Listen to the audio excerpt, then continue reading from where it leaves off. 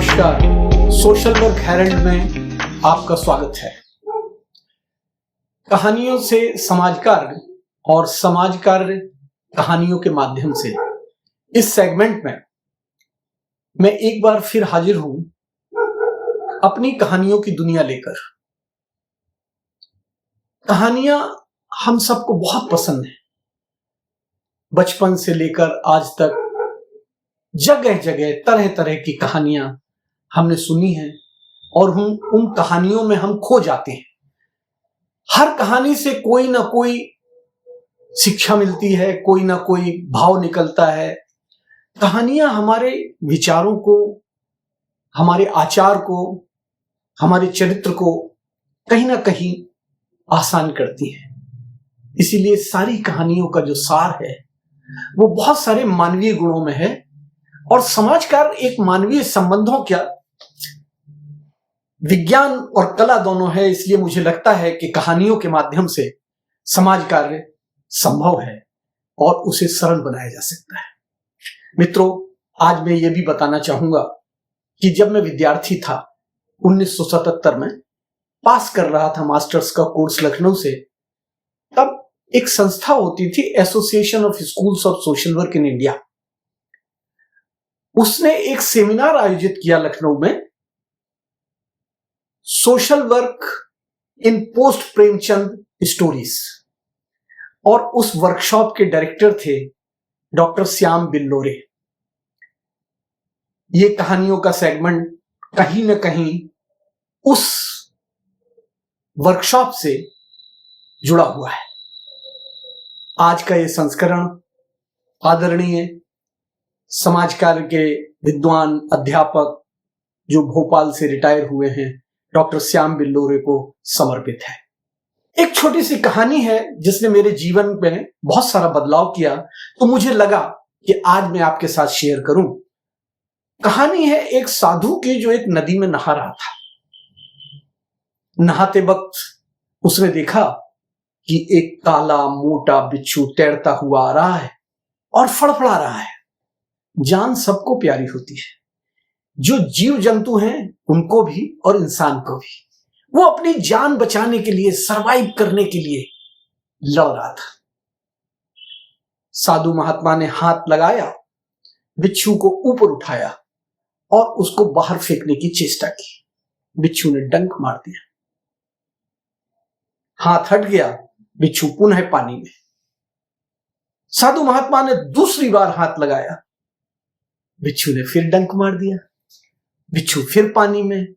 साधु महात्मा थोड़े से विचलित हुए, पीछे हटे, देखा कि फिर बिच्छू तैर रहा है, फिर तीसरी बार, और इस तरह से कई बार बिच्छू डंक मारता रहा। आखिरकार एक क्षण ऐसा आया कि बहुत तीव्रता के साथ साधु महाराज ने उस बिच्छू को पानी से बाहर फेंक दिया और उसके बाहर फेंकते ही उन्होंने स्नान अपना पूरा किया और बाहर निकल के आ गए। वहां उनका एक शिष्य बैठा था जो उनके कपड़े रखा रहा था। वो ये पूरा घटना देख रहा था, तो उसने एक गुरुजी से कहा, गुरुजी एक प्रश्न मन में उमड़ रहा है, क्या पूछूं? उन्होंने कहा, पूछो। अब गुरुजी की आज्ञा मिलके बहुत ही विचलित भाव से, बहुत ही कतार दृष्टि से शिष्य ने पूछा कि ये जानवर, ये बिच्छू आपको बार बार डंक मार रहा था, लेकिन आप इसे बार बार निकालने का प्रयास कर रहे थे। जो आपको नुकसान पहुंचा रहा था, आप उसका जीवन बचाने की कोशिश कर रहे थे। ये बात कुछ समझ में नहीं आई। साधु महाराज मुस्कुराए, बोले, स्वधर्मा, बिच्छू का धर्म है डंक मारना और इंसान का धर्म है बचाना। जब वो बिच्छू होके अपना स्वभाव नहीं छोड़ रहा, तो मैं मानव होके अपना स्वभाव क्यों छोड़ूं? इस उत्तर ने मेरे जीवन में बहुत सारे परिवर्तन किए। हमें अपने प्रयासों को छोड़ना नहीं है।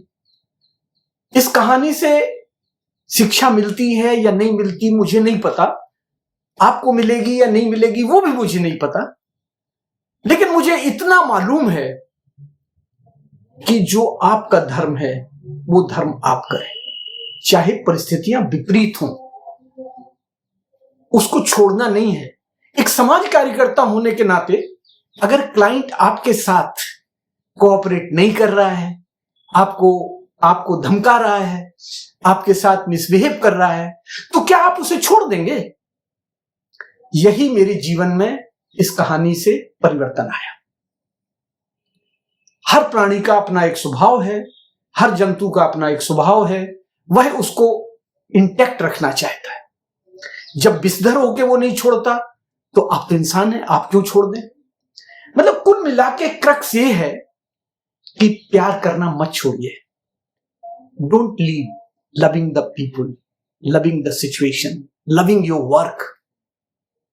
अपना काम मत छोड़िए, जो आपका काम है वो आपका स्वभाव बनना चाहिए। और अपनी अच्छाई मत छोड़िए। किसी की बुराई के लिए अपनी अच्छाई को छोड़ना महानता नहीं है। मैं ये तो नहीं कहूंगा कि मूर्खता है, लेकिन महानता नहीं है। अपनी अच्छाइयों को इंटैक्ट रखें। आज के लिए बस इतना ही।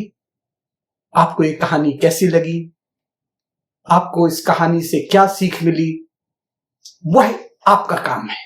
सोशल वर्क हेराल्ड में जुड़ने के लिए आपका धन्यवाद।